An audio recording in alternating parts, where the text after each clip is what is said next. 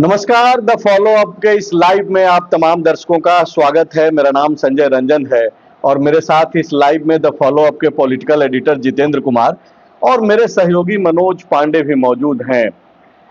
दिल्ली के जंतर मंतर पे लगातार 18 दिनों से सोनम वांगचुक जो शिक्षाविद हैं, पर्यावरणविद हैं, उपवास पर बैठे हुए हैं। नीट सहित तमाम वो जो पेपर लीक से जुड़ा हुआ जो सवाल है, शिक्षा से जुड़ा हुआ जो सवाल है, उसको लेकर के सीजेपी और सोनम वांगचुक के साथ हजारों की संख्या में लगातार यह आंदोलन चल रहा है। लेकिन जो तस्वीरें हैं उससे विचलित न आप हो रहे हैं न हम हो रहे हैं, तब जबकि ये ऐसा मुद्दा है कि आपसे और हमसे जो है सीधे तौर पे जुड़ा हुआ है। हालांकि आज हम लोग बातचीत झारखंड की ही करेंगे। कैप्शन आप पढ़ लिए होंगे। 863 पदों पे जो 2022 में वैकेंसी जेएसएससी ने निकाली थी, लिपिकीय और एलडीसी के पोस्ट पर, उसको 2026 में अब रद्द होने के रास्ते पर जो है ले जाया जा रहा है। आपको मालूम है कि 2022 की वो वैकेंसी 2024 में एक बार रद्द कर दी गई, बाद में 2025 में भी आवेदन मांगा गया। लेकिन अभी जो खबरें द फॉलो अप के पास है, हालांकि आधिकारिक तौर पे कोई लेटर जारी नहीं हुआ है, लेकिन परिस्थिति वही है जैसा हमने कैप्शन दिया है कि लिपिकीय परीक्षा जिसे लेकर के लाखों छात्र बीते 4 वर्षों से इस इंतजार में बैठे हुए हैं, तैयारी कर रहे हैं कि अब वो वक्त आएगा, समय आएगा कि परीक्षा जेएसएससी लेगा और उसके बाद वो एग्जाम दे करके जो है नौकरी के रास्ते पे आगे बढ़ेंगे, नौकरी मिलेगी। लेकिन आप देखिए कि जेएसएससी हो या फिर जेपीएससी या फिर झारखंड में प्रतियोगी परीक्षाओं का जो भविष्य रहा है, जो सवालों के घेरे में रहा है, उससे ये स्टेनोग्राफर और एलडीसी का जो पोस्ट जो 863 पदों पे जो वैकेंसी निकाली गई थी, वो भी अब उसी रास्ते पर है। मतलब कि लाखों छात्रों को अभी और लंबा वक्त तक इंतजार करना पड़ेगा। चीजें जो है फिर से 2022 की स्थिति में ही जाने को तैयार है। जितेंद्र सर हैं, जितेंद्र सर ने ही एक खबर ब्रेक भी की है। सर, इसको कैसे देखा जाना चाहिए? क्या ये साधारण खबर है तब जबकि लाखों छात्र जो है इस इंतजार में बैठे हुए थे कि अब परीक्षा होगी? आपको या मुझे या फॉलो अप के दूसरे साथियों को जो ये लोग फोन करते थे, इंतजार में बैठे हुए थे कि अब परीक्षा होगी। क्या फिर से जो मैंने कहा भी कि 2022 की जो परिस्थिति, मतलब कि फिर से शुरुआत करना होगा और उसमें अब वक्त भी लगेगा?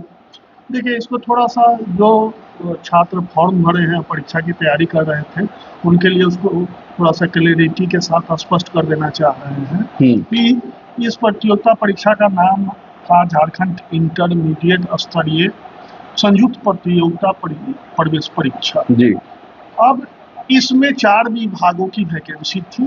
जो 4 विभाग के क्षेत्रीय कार्यालय हैं, वहाँ पर लिपिकीय पद पर नियुक्ति होनी थी। वो है श्रम विभाग, खान एवं भूतत्व, उच्च शिक्षा और एक नगर विकास। इन चारों विभागों में 863 पदों पर नियुक्ति होनी थी। इन विभागों ने अपने यहाँ लिपिकीय पद पर नियुक्ति के लिए कार्मिक को अधियाचना भेजा था। शुरुआत इसका मतलब आवेदन आमंत्रित किया गया जेएसएससी से 2022 में। उसके बाद कतिपय कारणों से उसको रद्द कर दिया गया। 2023 में फिर विज्ञापन निकला, फिर रद्द हो गया। 2024 में अंतिम रूप से फिर विज्ञापन निकला और उसमें कुछ नए छात्रों को भी फॉर्म भरने का, मतलब उस वक्त कहा गया कि नए अभ्यर्थियों को, छात्रों को जो है मौका दिया जा रहा है। उसके बाद 2025 से इस प्रतियोगिता परीक्षा के आयोजन की तैयारी जेएसएससी कर रहा था।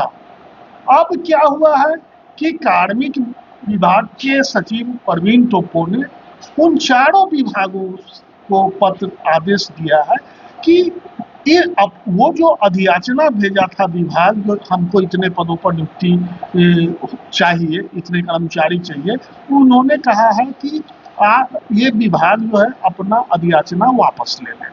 चारों विभागों की जैसे ही सहमति मिलेगी उसके बाद कार्मिक विभाग जेएसएससी को आदेश जारी कर देगा जो उस विज्ञापन को रद्द कर दिया जाए। उसके बाद वो विज्ञापन रद्द हो जाएगा और जो परीक्षा फॉर्म भरे हुए छात्र हैं अब उनको फिर से इंतजार करना होगा, जो फिर नई वैकेंसी निकलेगी, आवेदन आमंत्रित किया जाएगा तो फिर वो फॉर्म भरेंगे, उसके बाद फिर कब परीक्षा होगी ये तो खैर भविष्य के करते हैं। मतलब कार्मिक सचिव ने जो लेटर बढ़ाया है आगे, आप ये बोल रहे हैं कि अब एकदम स्पष्ट है कि रद्द होना ही है। मतलब 99% यही स्पष्ट है कि रद्द होना ही है, क्योंकि ये एक मतलब सरकारी प्रक्रिया है। जिस विभाग ने अधियाचना भेजा था उसकी सहमति मिलेगी, सहमति के बाद कार्मिक जेएसएससी को लिखेगा और कार्मिक ने जो विभागों को लिखा है उसमें इस चीज का जिक्र किया है कि हाल में जो समाहरणालय स्तरीय लिपिकीय संवर्ग की नियुक्ति नियमावली कैबिनेट से स्वीकृति मिली है, तो हम अब जो सरकार चाहती है जो इस नई नियमावली के तहत क्लर्क के पोस्ट पर नियुक्ति हो, इसलिए पुराने नियमावली को के आधार पर जो अधियाचना आई थी उसको रद्द करके नई नियमावली के तहत नियुक्ति की प्रक्रिया फिर सरकार शुरू करेगी। ये तो एक तरीके से मजाक जैसा स्थिति है कि अगर फिर से अधियाचना अलग अलग विभागों के जरिए जो गया है, अगर ये रद्द हो जाने के बाद फिर से भेजा जाएगा और उस बीच अगर सरकार फिर से कोई नई नीति बना लेगी, नियमावली बना लेगी, तो फिर से रद्द कर दिया जाएगा। कायदे से क्या होना चाहिए? ये जो जिस वक्त जिन नियमावली के आधार पे फॉर्म निकाला गया उसके आधार पे आप एग्जाम ले लीजिए। अब वो आदर्श स्थिति होती अगर अभ्यर्थियों को मतलब परेशानी को ध्यान में रखकर दिया जाता कि जिस समय वो जेएसएससी ने निकाला था उसके पास जो नियम थी उसी नियम के तहत जो पिछले कैबिनेट में जो समाहरणालय नियुक्ति संवर्ग नियमावली बनी है वो कहा जाता कि ये जिस दिन कैबिनेट से पास हुआ अब आगे की जो वैकेंसी निकलेगी उस पे ये लागू होगा, पुराने वाले पे नहीं होगा, तब ये मतलब प्रॉब्लम नहीं आता। लेकिन कार्मिक विभाग ने कहा चूंकि ये अभी कंप्लीट नहीं हुआ था, एक भी एग्जाम नहीं हुआ था एलडीसी का, स्टेनोग्राफर का, तो उसको भी कैंसिल करके ये लोग चाह रहे हैं कि जो नई नियमावली बनी है उसी के तहत 863 का वैकेंसी हो। जितेंद्र सर ये बोल रहे हैं कि 99% जो है ये तय हो चुका है। हाँ, ये बिल्कुल तो 1% रुकने की जो संभावना है उसको क्या ऐसे देखा जाना चाहिए कि अगर मुख्यमंत्री खुद हस्तक्षेप करें, उन तक ये जानकारी पहुंचे तो वो रोक सकते हैं, ऐसा संभव वही कर पाएंगे? हाँ बिल्कुल, जैसे मान लीजिए कार्मिक विभाग का ये जो आदेश गया चारों विभागों को जिसने अधियाचना की थी पदों के लिए, तो ये लेटर को विलोपित मान लिया जाएगा, ऐसा एक नया लेटर निकल जाएगा कि कार्मिक विभाग ने अमुक तारीख को अमुक पत्रांक से जो पत्र निर्गत किया है वो इस पत्र से विलोपित माना जाएगा, तो फिर एज इट इज रह सकता है।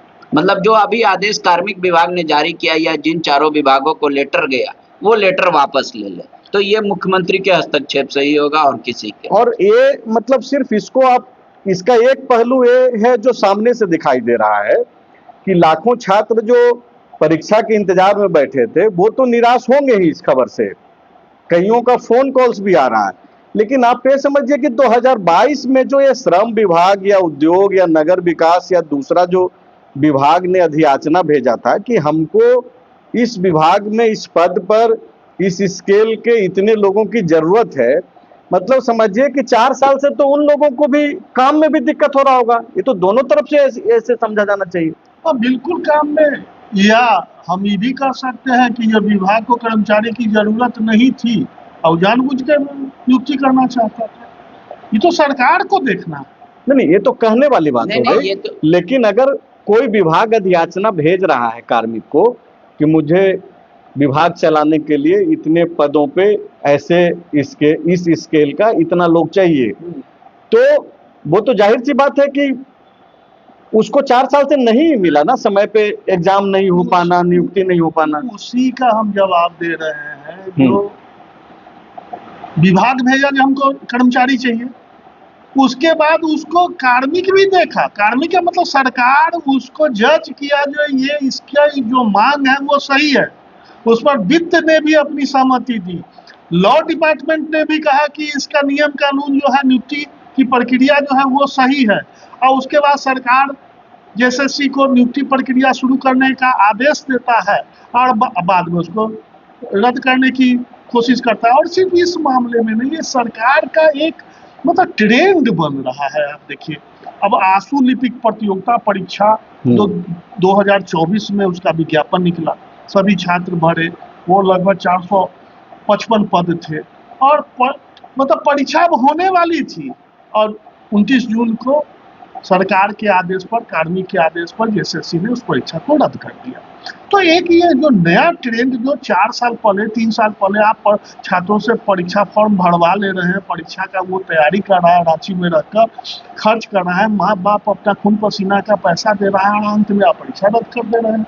अब इसमें कई तकनीकी चीजें, अब 4 साल के बाद परीक्षा रद्द हो रहा है, अब अगर निकलता है तो 6 महीना, साल भर में फिर परीक्षा होगा, तो कई छात्रों के उम्र पार कर जाएंगे, तो फिर एक मांग और आंदोलन शुरू होगा कि उम्र सीमा में छूट मिले, छूट मिले।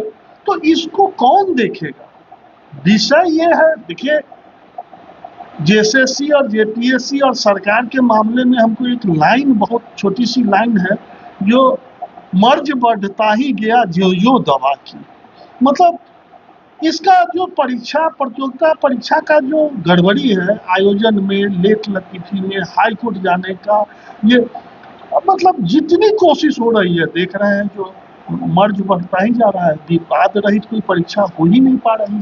और हाल में जो 14वीं जेपीएससी का पीटी निकला है, छात्र आंदोलन पर है, और छात्र आंदोलन पर है, सीबीआई जांच की मांग कर रहे हैं, कट ऑफ एक और नया ट्रेंड शुरू हुआ है झारखंड में, जो परीक्षा फल का जब प्रकाशन होता है तो कट ऑफ मार्क्स जारी नहीं किया जाता है, ओएमआर शीट नहीं जारी किया जा रहा है। तो क्यों नहीं किया जा रहा है, और कौन देखेगा?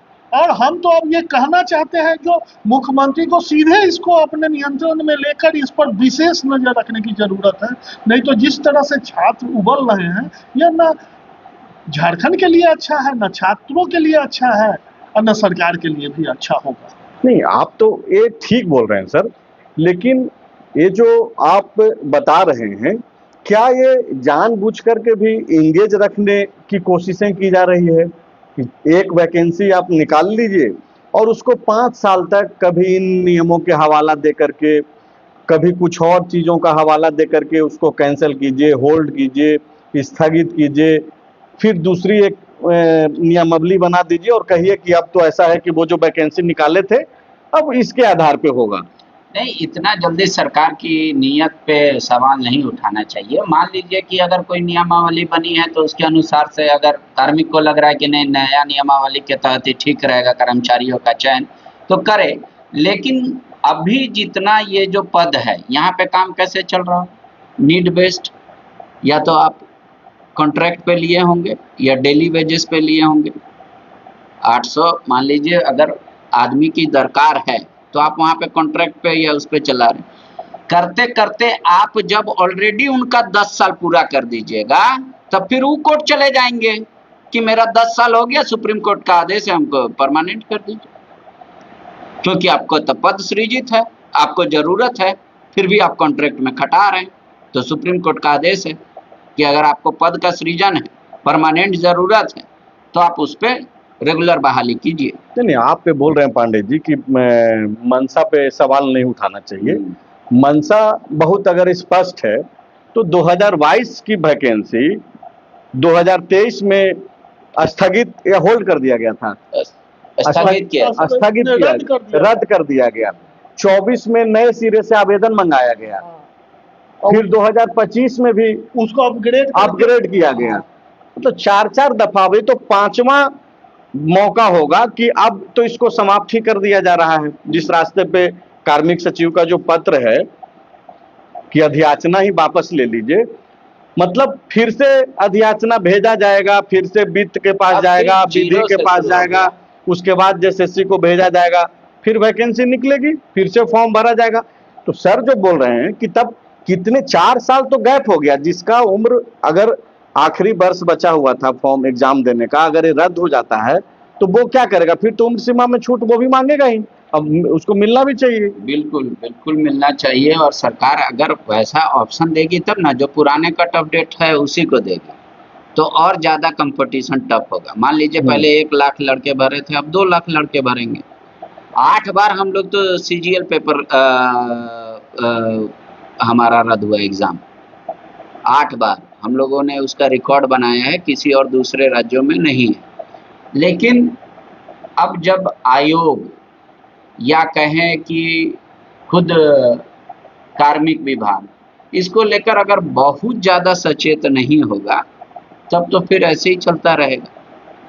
लेकिन मेरा ये कहना है कि मैं इसलिए बोल रहा था कि सरकार की मंशा को गलत अभी नहीं ठहराया जा सकता, अगर इसको कंप्लीट रद्द ही करने का मन बना लिया जाता।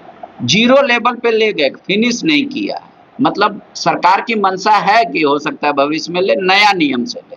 लेकिन अगर सर पांडे जी ये बोल रहे हैं कि सरकार की मंशा ठीक है, अभी रद्द नहीं की है, अधियाचना वापस लेने को कहा गया है, लेकिन एक डर तो ये अब दिखाई दे रहा है कि अगर विभाग अधियाचना वापस ले लेगा तो लेना ही पड़ेगा। अगर कार्मिक सचिव का पत्र भेजा गया है तो नहीं लेने का कोई सवाल तो बनता नहीं है, प्रोसेस को सिर्फ फॉलो कराया जा रहा है। तो हो सकता है कि इन 4 विभाग ने जो अधियाचना भेजा था वो कल के डेट में भेजे ही नहीं, ये कह दिया जाए कि भाई अभी होल्ड कर दो। देखिए, नहीं, विभाग तो भेजेगा, चूंकि कर्मचारी अधिकारी रिटायर्ड होते जा रहे हैं। एक पॉजिटिव संभावना ये है कि 4 विभाग के जगह अन्य विभागों में भी जो लिपिक के पद पर नियुक्ति की जरूरत है उसकी संख्या और बढ़ सकती है, सवाल उसका नहीं है। लेकिन चैलेंज तो बढ़ेगा ना अभ्यर्थियों का, जैसा पांडे जी बोल रहे हैं, नए बच्चे भी तो अब उसमें जुड़ेंगे। देखिए, सबसे महत्वपूर्ण विषय ये है जो टाइमलाइन और जिम्मेवारी का पालन नहीं होता। मतलब आप निकाल रहे हैं छात्रों जो मतलब प्रयास कर रहा है परीक्षा देने का, पास करने का, उसके साथ मेरिट के साथ ये अन्याय हो रहा है। मूल विषय ये है, आप नई नियमावली से आप फिर से आप नई नियुक्ति कर लीजिए, जितना आपको और चाहिए, अन्य विभागों को भी चाहिए लिपिकीय पद पर, तो आप फिर 800 पदों पर फिर से दूसरी परीक्षा ले लीजिए। जेपीएससी की परीक्षा हर साल होती है ना, सिविल सेवा की परीक्षा जिस साल जिसको जरूरत पड़ता है, हालांकि वो भी एक झारखंड का कोड है या देश के किसी भी लोक सेवा आयोग का उदाहरण नहीं है। 26 वर्षों में मात्र 14 परीक्षाएं हुई है, और आपको हम आंकड़ा थोड़ा सा याद नहीं है एक्यूरेट, लेकिन बिहार अलग राज्य गठन के बाद से जितना बिहार के गठन का वर्ष हो गया उसमें 2 या 3 ही कम परीक्षाएं हुई है, मतलब 74-75 परीक्षाएं बिहार ले चुका है। तो हालांकि जेपीएससी का एग्जाम कंडक्ट कराने में एक चीज का तो क्रेडिट देना ही पड़ेगा हेमंत सोरेन की सरकार को कि एग्जाम ले तो रही है, कंडक्ट करा रही है जेपीएससी का।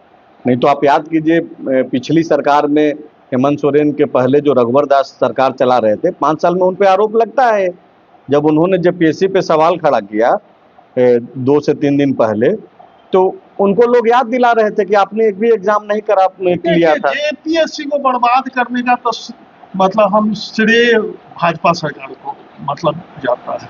जो पहली सरकार बनी और जेपीएससी के जो अध्यक्ष और सदस्य बनाए गए सारे के सारे जेल गए, और अभी तो अब यह कहने में भी अब शर्म आ रहा है, जो पहली और दूसरी जेपीएससी की परीक्षा का जांच अभी भी सीबीआई कर ही रही है, हाईकोर्ट भी उसका मॉनिटरिंग कर रहा है, और जांच के दायरे में जो लोग हैं जिनके विरुद्ध चार्जशीट हुआ है वो प्रमोशन पा के अब रिटायर कर रहे हैं। तो इसमें सिर्फ कई एजेंसियों की भूमिका, मतलब इस पर सीबीआई को भी देखिए, अगर दोषी को दंड मिल जाए तो अगला गलती करने से बचता है, डरता है। तो इसमें सरकार, सीबीआई, जांच एजेंसियां, कोर्ट, सबको समूहित मतलब समेकित रूप से इस पर ध्यान देने की जरूरत है, और ध्यान नहीं देने पर इसी तरह का रोज विवाद होगा और झारखंड बेवजह बदनाम होगा। ये सारी जो चीजें हैं, ये जिन विषयों पे हम लोग बातचीत कर रहे हैं पांडे जी, ये सारे सवाल को सरकार में जो जिम्मेदार लोग हैं वो लोग भी समझते हैं। क्या वजह है कि लगातार तमाम वायदों के बाद भी जो है इस तरीके की गड़बड़ियां होती है? लगातार ये कोई स्टेनोग्राफर और एलडीसी के पोस्ट से संबंधित तो है नहीं, बहुत कई ऐसे विषय हैं आप जिक्र कर रहे हैं, जितेंद्र सर भी बता ही रहे हैं। देखिए, इसमें थोड़ा सा समस्या ये है, एलडीसी हो चाहे स्टेनो है, इनको टाइपिंग स्पीड पे भी मतलब है, शुद्धता पे भी, और ये उम्र के लिहाज से आंख के चश्मे का पावर से भी डिफरेंस खाता है। कितना कीबोर्ड टूट गया, बच्चा इतना 2022 से टाइप ही कर रहा है पर एग्जाम नहीं। टाइप तो वो बहुत पहले से कर रहा है, 22 में तो फॉर्म भरा। हाँ, मतलब प्रॉपर तरीके से। सरकार की मंशा वहां मुझे गलत दिखती है कि जैसे पहले झारखंड में 50% पद खाली था, सरकारी पद, अब बिना एग्जाम लिए, बिना परीक्षा लिए, बिना नियुक्ति लिए मात्र 32% ही पद खाली है। ये है जादू सरकार का।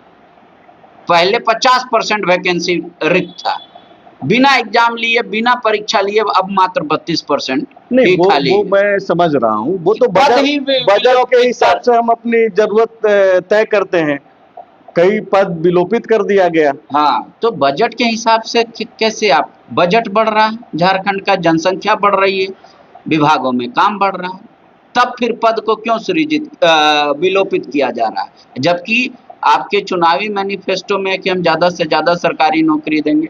आप समझ लीजिए, सिर्फ शिक्षा विभाग में 1,82,000 पद को विलोपित कर दिया गया।